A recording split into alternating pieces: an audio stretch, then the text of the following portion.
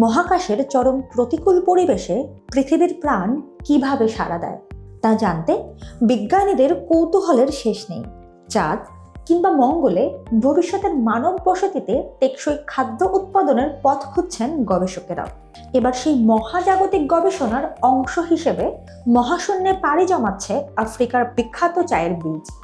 হ্যাঁ, দক্ষিণ আফ্রিকার বিশ্ববিখ্যাত রুইপস চায়ের বীজ পাঠানো হচ্ছে আন্তর্জাতিক মহাকাশ স্টেশনে।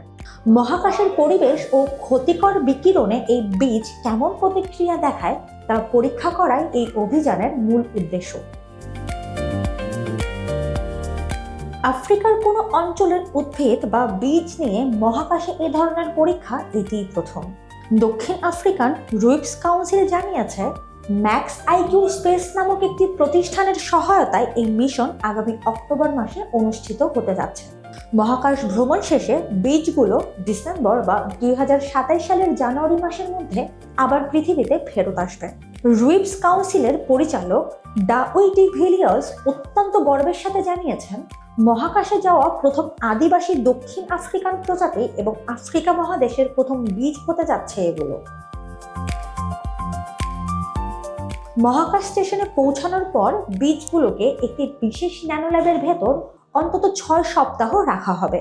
এই পুরো মিশনটি মূলত বিজ্ঞান, প্রযুক্তি, প্রকৌশল ও গণিত শিক্ষা বা স্টেম বিষয়ে তরুণদের উৎসাহিত করার একটি বিশেষ কর্মসূচি। ম্যাক্স আইকিউ স্পেসের এই প্রজেক্টে 1 ডজনের বেশি শিক্ষার্থীর পরীক্ষার অংশ হিসেবে মিশনটি পরিচালিত হচ্ছে। অভিযানের মূল উদ্দেশ্য হলো বীজগুলোকে মাইক্রোগ্র্যাভিটি বা ভরহীনতা এবং মহাকাশের তীব্র বিকিরণের মুখোমুখি করা। বিজ্ঞানীরা দেখতে চান বীজগুলো মহাকাশের ওই বৈরী পরিবেশের সঙ্গে কিভাবে খাপ খাইয়ে নেয় এবং পৃথিবীর বাইরে টেকসই খাদ্য উৎপাদনের কোনো উজ্জ্বল ভবিষ্যৎ আছে কিনা।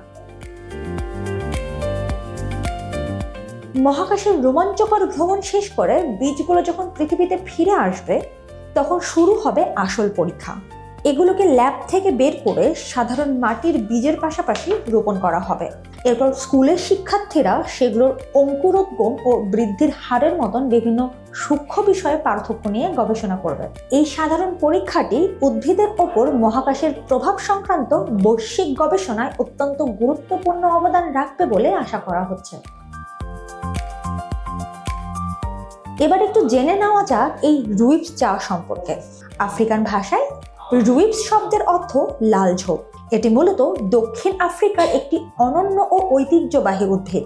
এই গাছের পাতা থেকে এক ধরনের মিষ্টি এবং ক্যাফেইন মুক্ত চা তৈরি হয়, যা প্রচুর অ্যান্টিঅক্সিডেন্ট সমৃদ্ধ এবং বিশ্বজুড়ে ভীষণ জনপ্রিয়।